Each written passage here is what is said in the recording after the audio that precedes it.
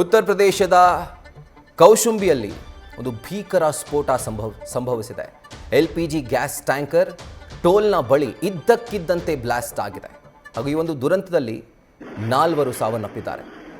ಏಕಾಏಕಿ ಬಂದಂಥ LPG gas tanker ಮೊದಲನೇದಾಗಿ ಡಿಕ್ಕಿ ಆಗುತ್ತೆ. ಡಿಕ್ಕಿ ಆದ ನಂತರ ಆ ಟ್ಯಾಂಕರ್ ಒಳಗಡೆ ಇದ್ದಂಥ ಲಿಕ್ವಿಫೈಡ್ ಪೆಟ್ರೋಲಿಯಂ ಗ್ಯಾಸ್ ಎಲ್ಲವೂ ಕೂಡ ಸೋರಿಕೆ ಆಗುತ್ತೆ.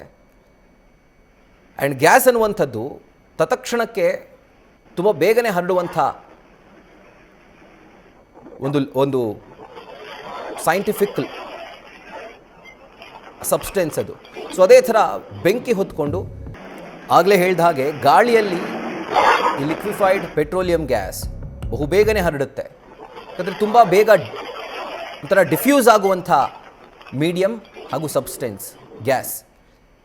ಸೊ ಈಗ ಡಿಕ್ಕಿ ಆದಂತಹ ಸಂದರ್ಭದಲ್ಲಿ LPG ಟ್ಯಾಂಕರ್ ಲೀಕ್ ಆಗುತ್ತೆ ಆ್ಯಂಡ್ ಬೃಹತ್ ಮಟ್ಟದಲ್ಲಿ ಲೀಕ್ ಆಗುವಂಥದ್ದು. ಆ್ಯಂಡ್ ತತ್ಕ್ಷಣಕ್ಕೆ ಬೆಂಕಿ ಹೊತ್ಕೊಂಡು ಈ ದುರಂತದಲ್ಲಿ 4 ಸಾವನ್ನಪ್ಪಿದ್ದಾರೆ. ನ್ಯೂಸ್ ಫಸ್ಟ್ ನಿರ್ಭೀತಿಯಿಂದ ನಿಮ್ಮ ಪರವಾಗಿ.